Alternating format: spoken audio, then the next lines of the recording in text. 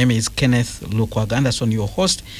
And today we'll be focusing on two major current affairs. Well, as you might have heard in our news there, President Yoweri Museveni has taken drastic action, sacking the KCC Executive Director, the Deputy, and the Director of Public Health. The reason, because of the Kitezi landfill disaster. Yesterday we had a discussion here that explored ways how we can deal with sustainable management of solid waste in our country, and there were a number of issues which came out. But today President Yoweri Museveni seems to have agreed with the Lord Mayor of Kampala, Erias Lukwago, that the heads must roll.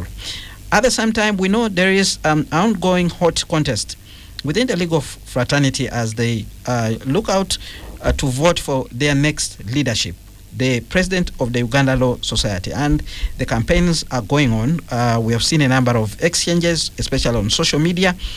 And today we'll be also looking at that particular issue. Now, I have two lawyers in studio. Let me introduce them. Mr. Eliakim Atumanya Capson, Managing Partner at Eliakim and Edison Advocates. Good evening, and thank you very much for joining us. Good evening. Thank you so much. Also in studio, Mr. Aaron Kiza, Managing Partner at Kiza and Mugisha Advocates. Good evening, and thank you very much for joining us. Good evening. Kiza is also the CEO of the Environmental Shield, one of the organizations involved in environmental matters in this country. Good evening, and thank you very much for joining us. Most welcome. Well, gentlemen, let's begin with your reactions about what has just happened this evening. President Yoweri Museveni taking a decision to sack Mrs. Dorothy Kisaaka, who has been the Executive Director, KCCA. Engineer David Luyimbazi, who has been the Deputy Executive Director. Dr. Daniel Okello, who has been the Director of Public Health. The reason, Kitezi landfill, how they conducted themselves. There are issues to do with negligence of duty, failure to follow scientific methods to address the situation in Kitezi, failing overspending on machines that are supposed to be used to work in that particular area. The president explaining that according to the IGG report, they spent 7 billion instead of only 3 billion. They were supposed to use 3 billion to buy equipment to work at Kitezi, but they ended up spending 7 billion because they chose to hire the equipment. The president also says they failed to listen to his advice, which he gave a long time ago about securing an investor who could turn the garbage at Kitezi into something else. Let's begin with that reaction, and I'll begin with you, Aaron Kiza. Quick response on this issue that has just come up this evening. Yeah, it is interesting and commendable that the culprits in the Kitezi disaster, which led to a loss of lives, which led to dismantling of homes, which was a disaster in every aspect of, in every definitional sense of the word, have been relieved of their duties after we asked them to resign and they defied our good faith demands. It's very important that the people who are responsible for these public disasters take the axe, take the fall, but more importantly, we need to cultivate a culture of acknowledging that you have been defeated, that you are unable to perform certain functions, and leaving office for those who can do better than you. We have no sympathy as public defenders for this troublesome trio, treacherous trio, and disastrous trio that the president has finally relieved of their duties. He delayed, but we hope this is not the only cast that he relieves of their duties. We hope that the entire team that is responsible for with also relieved of their duties. We hope that there are criminal sanctions against the trio, and we hope that the government and the trio can be made to compensate the victims of the Kitezi disaster. People who died, their families should be compensated. People whose lost property should have monetary compensation for that property. And as Ugandans, we expect a public apology from the three individuals, and to promise that they should never let us down, because we can't allow business as usual to continue. People should take public offices very seriously, and they should have respect for Ugandans. Eliakim. Thank you so much, and dear listeners, we greet you on this issue of dismissing the ED and the rest. Of course, definitely, we all are proud. I think most of Ugandans are proud the president of what he has done to dismiss and also direct CID to investigate, to do thorough investigations, and of course, definitely that means they will be charged. And by the mere fact that they are being dismissed on information or allegations, that means there is sufficient evidence to prosecute them as well. So we thank the president for taking that action, and we hope those people who are in Chitezi will get justice. Fine, there must be issues here and there, people blaming them why in first place were in that place, but still we need to look at justice for those people who perished in Chitezi. So we applaud the president and the team that he worked with. It's not the only the president that worked alone on this issue to come to a conclusion to dismiss the officers, but he worked with the other agencies. So we see Ugandans, we see government organizations are now working to bring justice to people, and even and other stakeholders, civil society organizations also coming up and giving their opinion. We appreciate Ugandans coming live to the situations, the circumstances that are affecting Ugandans. All right. Aaron, in reaction, the Lord Mayor Arias Lukwago says he feels vindicated by the action taken by the president, but he also blames him. He says he never took this issue of Kitezi seriously. First of all, he never went to the site to see what had happened. He was also aware of the challenges that Kitezi landfill was likely to cause. Way back, about 2015, there were reports, and even NEMA had issued a warning, which he thinks President Yoweri Museveni was aware of. Is there any way that we can blame the president? Of course. The president has the intelligence about these things. Every word that Lukwago has said in that post is true. Since 2003, this Chitezi structure has been illegally operating, and NEMA had warned against them. They repeated that warning sometime in 2015. Even a few days before the disaster struck, one of the technical officers had written to those fired guys and told them about the impending disaster. So it's a case of better late than never, but it's not that this what the president has done is the miracle, is the ideal, that he is the Sariba of the defense of sanity in government. No. The president is equal to blame, and it is not only the three people who need to be sacked. Even Museveni should be sacked by Ugandans over this Chitezi disaster. He saw it developing, kept massaging it, and when it was politically convenient, he pretended to be serious. So I'm happy he did it, but I'm not happy that he waited for so long, so late in the day to do the right thing. So we need the president to be more decisive, to be more proactive, and not to wait to make political capital out of disasters. People died who could have been avoided. These deaths were avoidable. Since 2003, I'm telling you, this structure has been illegal, and the president knew about it. NEMA knew about it. NEMA communicated cases here. There was nothing, and this was something to be done by the technical wing. Even in January, Lukwago addressed a press conference about it. I don't know whether you are part of it, but on public record, Lukwago was crying and saying this is a disaster, and people ignored him. Among the people who ignored him were President Museveni. This message reached him. So Museveni has done something right, but it's late in the day, and we acknowledge the correctness of the decision, but we are urging him to do better next time. But if it were possible, he would also be the fourth sacking, and I hope people can sack him in 2026 and not allow him to run government again on the basis of this performance. All right, your take on this, the reaction by... I think we need to be fair to President Museveni. One, of course, appreciating what he has done. Two, knowing that there are other wings or the actors who were supposed to do what they were supposed to do, and they did not do it. So you will not find President Museveni in each and every corner doing ABCD or micromanaging things. So it is the Lord Mayor. It's good, and also he had what he had to say, and even the ED did not act. So you cannot blame it on President Museveni, that is the one who was supposed to sack them then.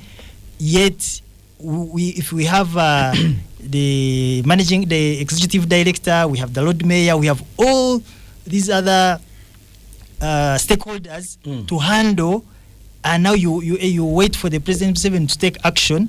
So I think it's not fair to blame him when he has taken action after receiving that intelligence and do thorough investigations, and he takes a decision. So we should appreciate him for that. Then also other stakeholders, the Lord Mayor and the executive director, they should also take responsibility on where they failed. What were they supposed to do? Look at even the civil society organizations. When they heard about this information, what did they do about it? Because the noise was louder when the disaster happened, and they claimed to have been having this information. They knew about it. It's going to happen. So if we had people like, let's march to Chitezi, things are going to happen, disaster is going to fall on people. And you're sure exactly the police would have not intervened? And now, exactly. If they had, because they have always done it and the police has intervened, what I'm saying, the civil society organization, they are doing a great job, good work, but now claim that they had all the information, and even before the disaster happened, 2 days before it happened, there was reports and all that, and we did not see them coming out and doing their work. Of course, they bring out so much information. So we need to give credit where it's due, all right, not to downplay things that have happened. We appreciate the president of taking that action, and I'm sure every Ugandan is happy about taking such action on the executive director and her team. All right. Now let's shift our gears and look at one of the reasons that we are here, and it's the ULS election process. And I'll begin with you, Aaron Kiza. What are the issues shaping this ongoing election process? Because we are seeing a lot of banter, a lot of anger, a lot of questions here and there on social media. There's never been such deep interest in the election of the president of ULS like we're seeing today. First of all, I want to send greetings to the ardent listener of this show called Kanyesi Jetone, who always listens to this show. So he's a great man, and I'm sure he's listening. Kanyesi Jambo. And then I will answer your question about the horror barrel about this ULS presidential election of 2014. It's a breath of fresh air. Many people in the society are tired of humdrum, of business as usual, and really the lackadaisical performance of many councils of the society that have the lackadaisical attitude towards the public matters and matters of rule of law.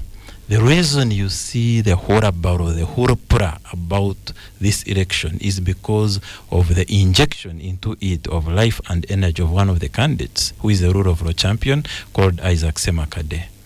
He has come up with what you'd call heretic approach to what the orthodoxy, the Law Society orthodoxy, has been accustomed to, changing both argument and hairstyle and dress code and tone and language to externalize the injustice in this country and to dramatize the inadequacies in the response of the legal fraternity to the biggest questions of the day.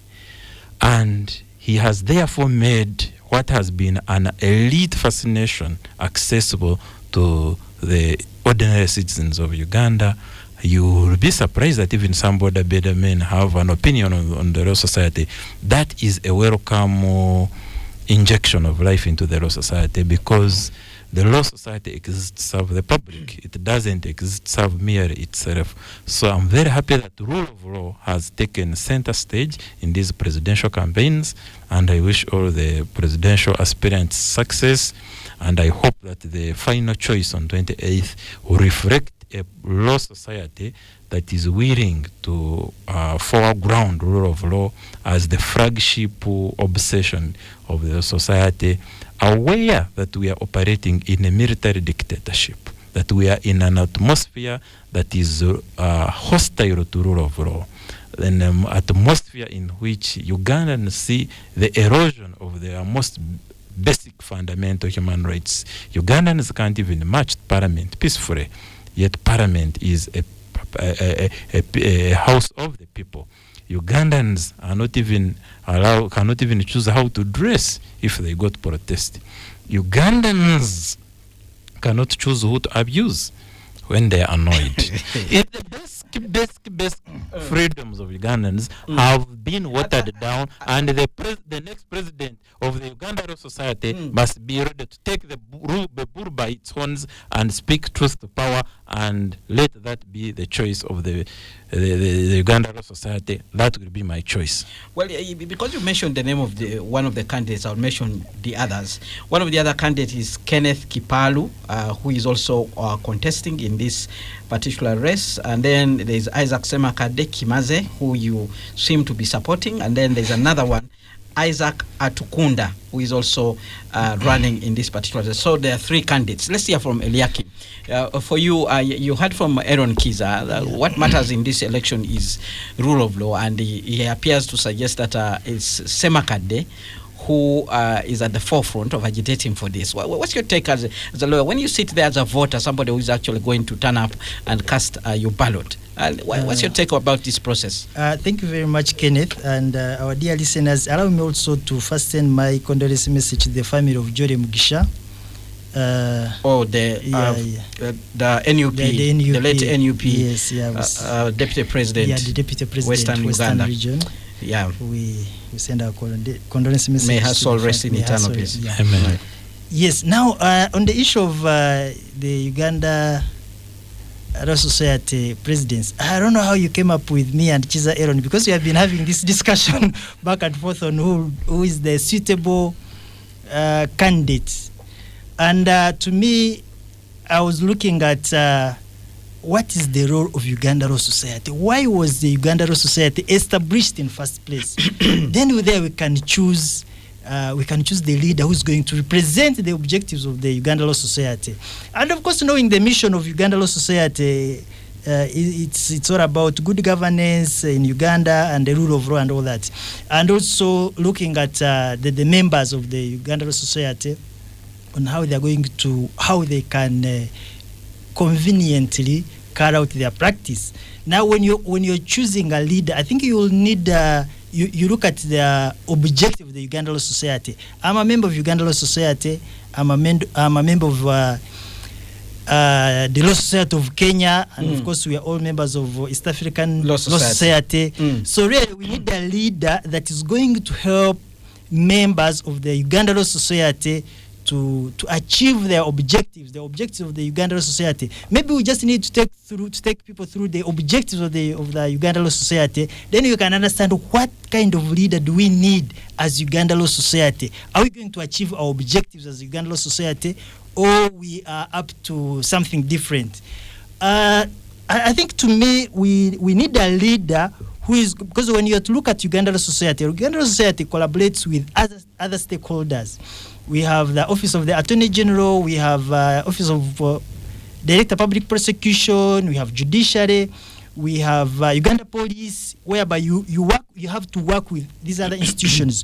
So I think we need a leader who can be a link between police, Attorney General, even the Parliament as well. Like, we need a leader who will be in a position to link Uganda Law Society to these other stakeholders, to these other institutions that we have to work with. as Uganda Law Society, as members of Uganda Law Society, if I'm a member of Uganda Law Society, I have a matter at police. How am I going to be perceived as a member of Uganda Law Society? If I have a matter at DPP's office, how am I going to be perceived? If I have an issue at Attorney General's chambers, and I have, because for us we represent clients, and what the client needs is work done. How you do it, the client doesn't want to know, but he wants results. That's what the client needs. So as a member of Law Society, you look at your workspace. How about your public your duty? Environment. Public duty. Yeah, I'm coming to that. I'm trying to show you, like, of course, the public duty is we represent clients in courts of law, or not even in court. Like when a client comes in, he needs a solution. He needs an answer. So you find the clients that we interface on a daily basis. He has an issue in police. He has an issue at Attorney General's chambers. He has an issue in Parliament. He has an issue in the DPP's office, judiciary. Of course, you have cases. You have to go through judiciary. So we need a leader who is going to be a link, who is going to help us to see how do I execute my duty as a member of Law Society. Are you helping me in any way? Now, when you're to look at the reason why the Uganda Law Society was established, one, it was to maintain and improve the standards of conduct and learning of the legal profession. So you look at even the second, to facilitate the acquisition of legal knowledge by members of the Uganda or of the legal profession. To represent and assist members of the legal profession in Uganda as regards the conditions of the practice, the condition within which you're practicing. To protect and assist the public. Now that's where we're coming to. The public in Uganda in all matters touching or incidental to the law. Like the public per se, they need lawyers. They need that legal profession. And who's going to provide that? A lawyer. So what kind of environment are you working in? Now, a leader, a president of Uganda Law Society is heading the executive, because you have the executive council. As Uganda Law Society, they have the structures. So now they have the executive council, then there's the general assembly, now the members of the Law Society. So how is the president going to manage the affairs of the Uganda Law Society? We start with that. As a leader, I'm looking for a leader who's going to manage the affairs of Uganda Law Society. We start from there. Are you in a position to manage the affairs of Uganda Law Society? It's an establishment, it has structures. You may not agree with the structures of the Uganda Law Society or how it's being run or how it's operating, but that's the structure, or that's the establishment that you are going to lead. It has members. And they have their aspirations, they have their objectives, there are things they look out to do as members of the Uganda Law Society. So if you are coming in as a leader and your manifesto or what you intend to do for me as a member of Uganda Law Society does not align to the objectives or objects of the Uganda Law Society, or what I think is going to help me as a lawyer when I'm executing my duty as a lawyer, I have a client that I'm going to represent, and the issues that I'm going to handle are I need different stakeholders to get results for my client. And what you're advancing as a leader is not in line with that. I think I have no problem. I will have a problem choosing a leader who is advancing a manifesto that is not in line with the objectives of the Uganda Law Society. Have you seen any of those candidates in this race? Have I seen any of that? Yes. There is Atkunda Isaac, and in my opinion, he's a preferred candidate to be a president of Uganda Law Society, because by his manifesto, it addresses the issues or the objects of the Uganda Law Society. All right. Spectrum on Radio 1 FM 90. We need to go for a break. When we return, I will allow Aaron Kiza to respond to the issues that have been put across. Stay tuned to Radio 1 FM 90, but keep your comments coming via the WhatsApp line 0703 09009.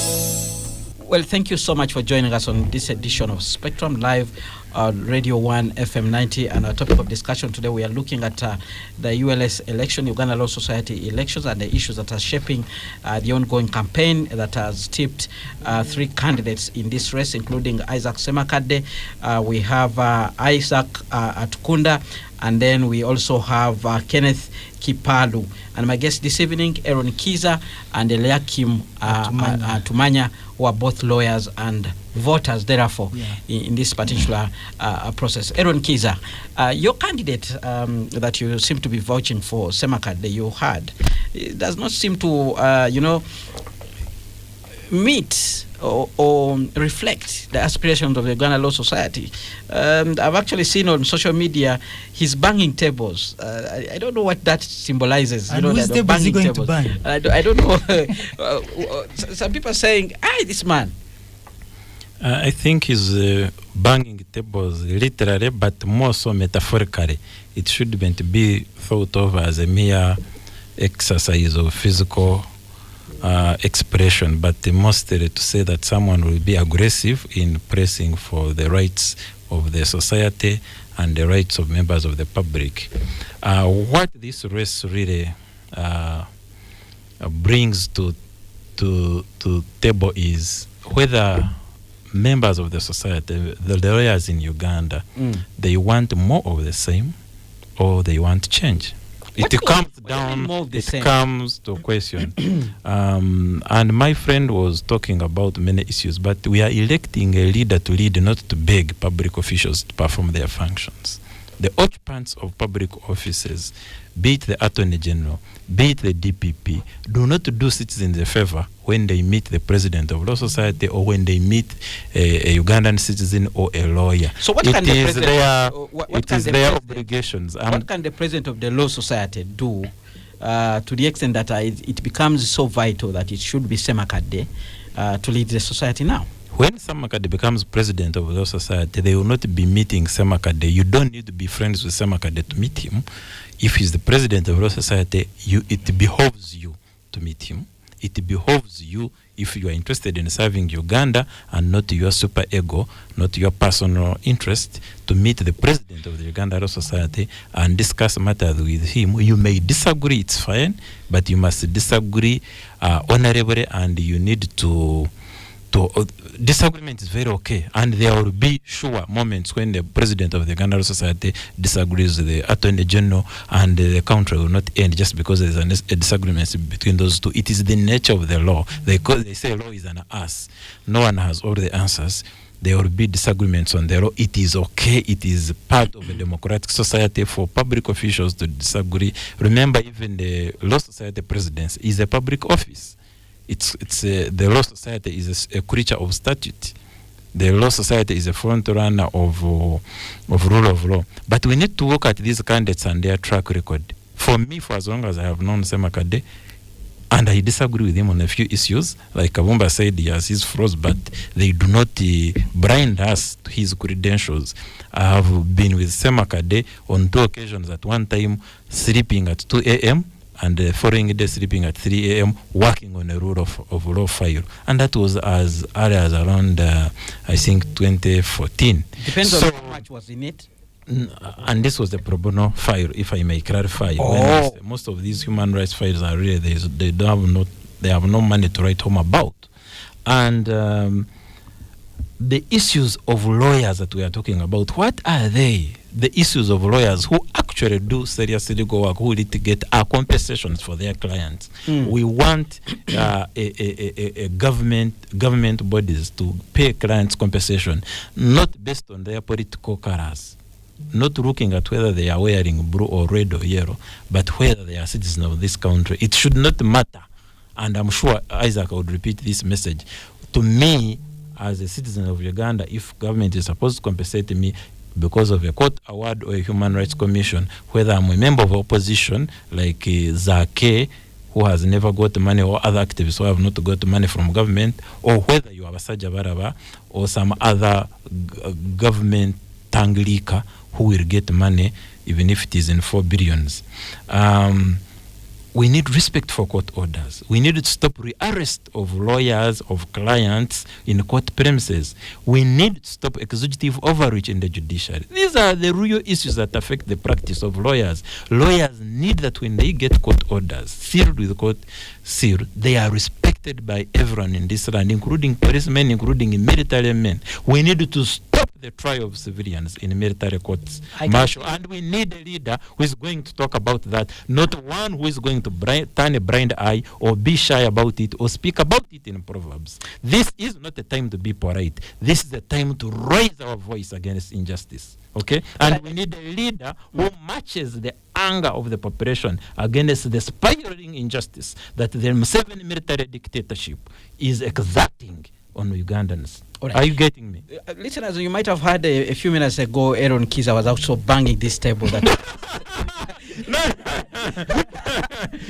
he was banging the table, and I think the table is firm enough. So but when you start mixing that, no, I am not mixing anything here. Talking about military dictatorship and all this, if a president of Uganda Law Society does not understand, cannot even define the structure of government, he's incompetent. He shouldn't even be among the nominated. If you are a presidential candidate, and you do not know that Uganda is under a military dictatorship, you are not even fit to be a lawyer. Uganda is under a military dictatorship that manifests on a daily basis, albeit the cosmetic trappings of this elections notwithstanding. The elections are a farce. So this election on your campaigns of national leaders do not amount anything. People cannot even march on a high street in parliament. This is not a democracy. It's a military dictatorship.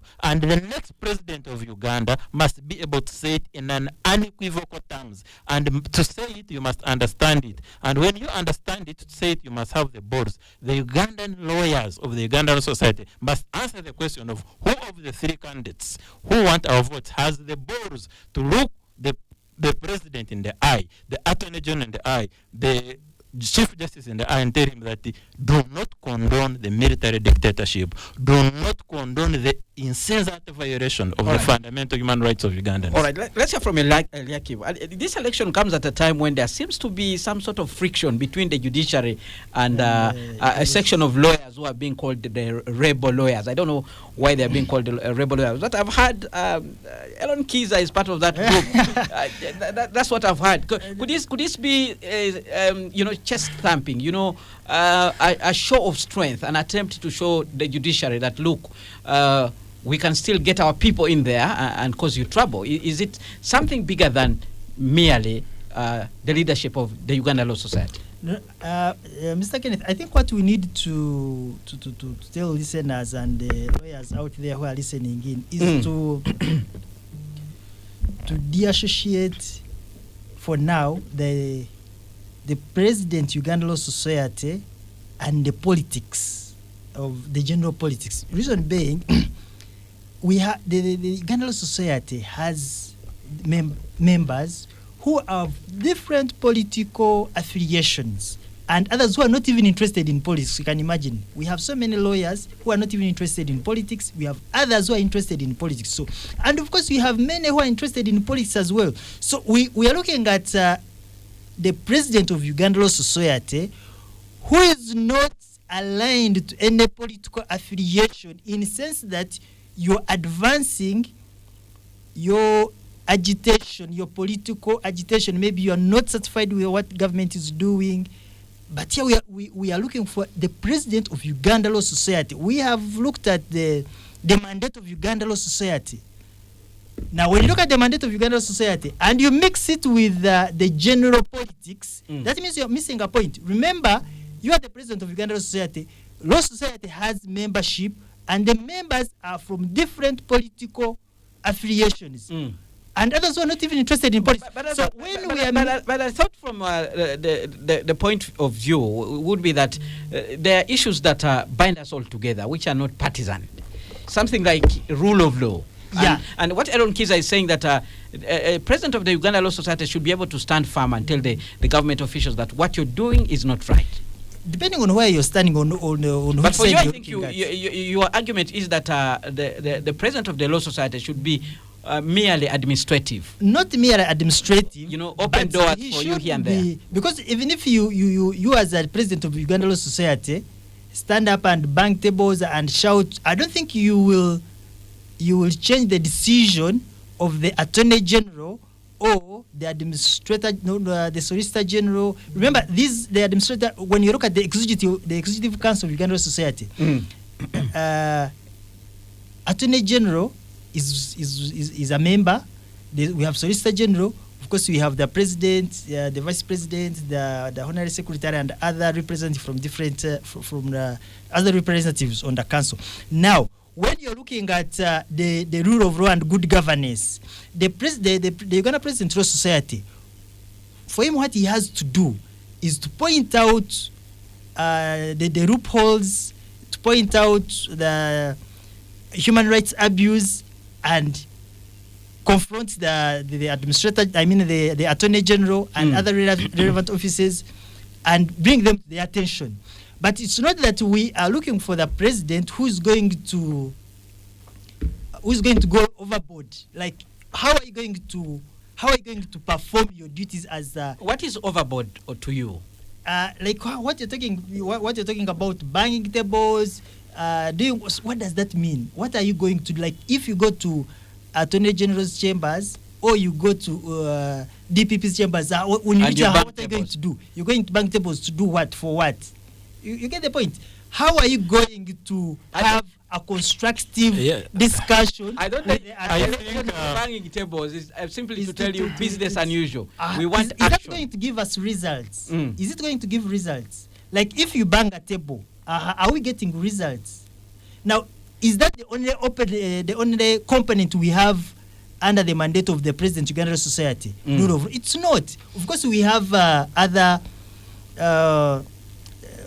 objects, as we talked about, of Uganda Society, and the president, what he has to do as the president of Uganda Society. You have members in Uganda Society, they have different interests. Of course, we see the mission is rule of law, good governance, and also the interests of the members of the Uganda Society. So now, if you say that you advancing banging tables, you're advancing like you don't want dictatorship, because that's how you look at it, the dictatorship, inter-dictatorship, and all that. But Kenneth, I think I want to ask my brother, does he deny the military dictatorship here and his candidate? Why is he so much obsession about not banging tables? Kenneth, what we need to do, I have already clarified, Kenneth, that the banging tables is energetically and aggressively advancing the agenda of Law Society as we conceive it. I'm happy that he admits that the rule of law, good governance, are the core tenets of the mission of the Law Society, and you cannot pursue that meekly in the context of dictatorship. We had a situation in the civil rights movement. We have experiences to draw from the Moi dictatorship and the apartheid South Africa.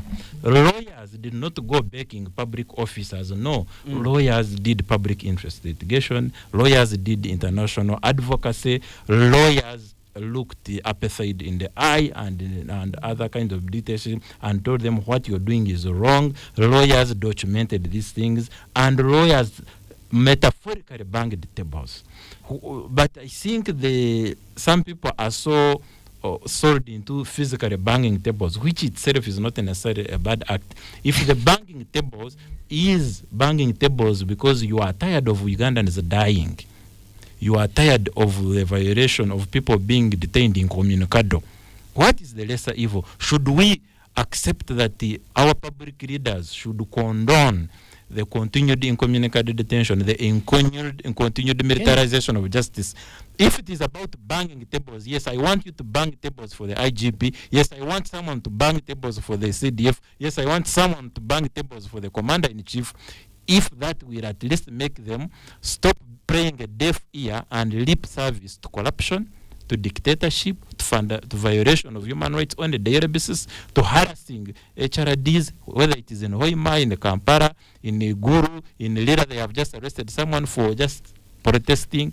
We need the lead of a Royal Society who will not sit back and merely author a statement, but will be at the forefront, will be coming here on the radio, will be going to these offices and amplifying the voice, using the opportunity, the privilege, the office of Royal Society to articulate the concern of vulnerable Ugandans, All right. oppressed Ugandans. You seem to agree with him on that. No, Thank you very much, Capson. I don't, Very I much. don't agree with my brother Chiza Aaron Hey, that's on so many things, especially when it comes to the office of the president of Uganda Law Society.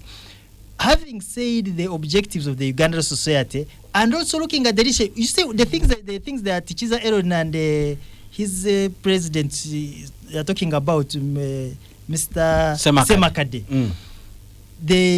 That thing can be done very well outside Uganda Law Society. So because the Uganda Law, it can be done out. You see, when we were in school, we had people who would be ringleaders. Ringleaders insist that we want to the president that you are campaigning for will be toothless. No, from what you're saying, because for the time I've known the Uganda Law Society, I have actually seen them issuing statements wherever something happens, wherever there were issues to do with the attack on the judiciary, attack on human rights. They even issue quarterly reports on rule of law. And there's a time when lawyers would march on the What I street. don't agree with is the methodology Okay. of doing it. We have seen presidents writing statements about things that the human rights abuse, if things are not running properly, and they issue statements. But what I'm not agreeing with Mr. Aaron is that analogy or narrative of you want to do things physically, or you want to, to shake things as if you want So to. you think what I'm looking at. I think so. What my brother the Aaron Kisa's group is going to beat people. They want to go physical, they are destructive. And here, This is propaganda. My brother is now getting propagandistic. We are not going to be physical. We need a Where we protest, leadership. it is free, it is violence free, it is a non-violent protest. Let me try to get in the mind of Eliakim. When you talk about banging table, he imagined the situation where you go to the office of He's getting too little. the Attorney General and you start banging the table and saying, this must be done now. Is that the picture you get? That's what Ellen That is is a saying. metaphor. That's what Ellen is saying. That is largely a metaphor, but I'm also saying that once in a But while, the kind of banging leadership tables we is need, okay. the kind of- Kenneth, haven't you hosted the kind of visitors here leadership who we bang need. tables? Have you stopped inviting them? You're banging a table Yeah. now. The kind of leadership we need as Uganda Law Society, we need a leadership that is going to collaborate with other stakeholders. Okay.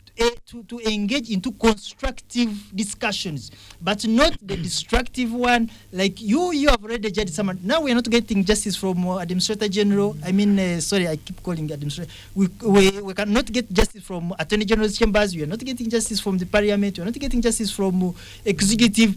We need a leader who is going to say, now I'm into leadership.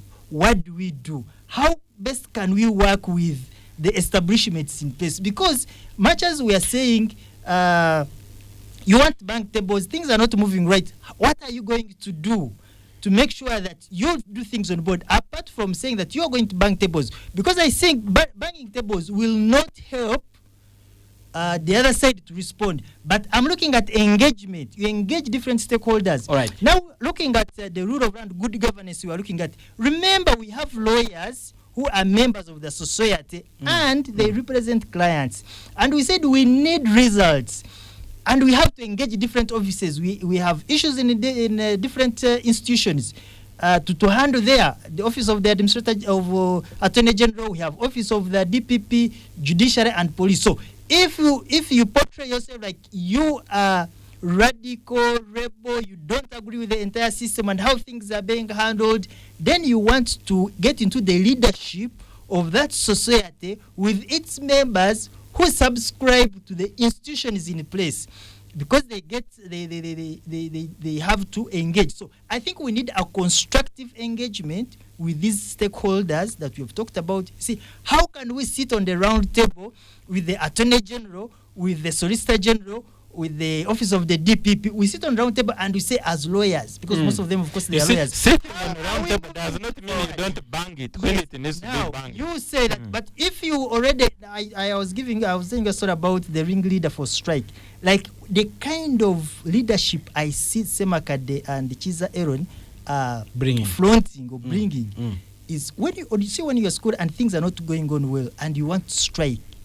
You see that we have ringleaders who are going to be destructive and So now we are the ringleaders? All right. now then we have leadership who come and say, how can we engage the administration? How can we engage the head teacher? How can we engage the management so that we get results? So Kiza and his president are likely to be reactionary as opposed to destructive. handling issues in an amicable manner.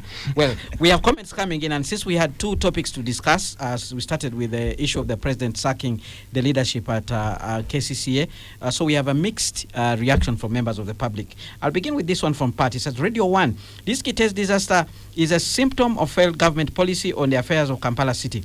The president pushed reforms that left the CEO of KCCA with double supervision, Lord Mayor with his executive on one hand and the president with his minister on the other. So the violation of a well-known principle of management puts the problem at the feet of the presidency. Then we have a comment from David who says, Isaac Semakade lacks the integrity and demeanor to head the Law Society. He lacks necessary credentials to be a leader of a professional body like Law Society. Then we have another comment. Good evening, Spectrum. Allow me commend His Excellency the President for his action of relieving the KCCA technical team of their duties. He listened to people's voices. He investigated and gathered evidence, and yes, today he took action. These people became complacent about being proactive on their jobs. They kept on politicking, forgetting their roles. 2, I was once reminded by my lawyer while in court that when you hire a dog to bark, you don't have to bark yourself. After I was trying to submit in court. This is very evident in the current administration. The president appoints and instead he does the task himself. I'm sure some lessons will be noted here. That's a comment from Kamugo Fred Keta, listening in from Kira Municipality. We have Okello Patrick Bonyo listening in from Busega. He says, how is the president elected? What role does the president perform? Thanks. That's the president of the Uganda Law Society. Then we have another comment. Why do we like to politicize any matter that affect our country? Why must Kiza open his mouth and say that the president should be sacked? Do you expect him to keep on sleeping at Kitezi site to guard the site to protect the rubbish? When we have authorities that can handle that, let's learn how to appreciate our president. Kiza, your sentences are contradicting. Just speak for yourself. Let's give a plus to our president. That's a comment from Anthony. Ejo Job Arwa Boy listening in from Namungona. President Museveni's decision to dismiss the KCC officials is his choice, and these are the tests of his own medicine. He appointed them. Uganda under Museveni is now like a castrated bull in the corral. Then another comment, what about daily disasters, e.g. border borders that kill more people on a daily basis than Kitezi? A one-off tragic as it was. What other disasters are in the pipeline? That's a comment from Babu. Then lastly, Ben Alfred Tuinama Skorwaisina says, I may not be a member of Law Society, but prevailing conditions in the country are eluding everyone of approaching things with decorum.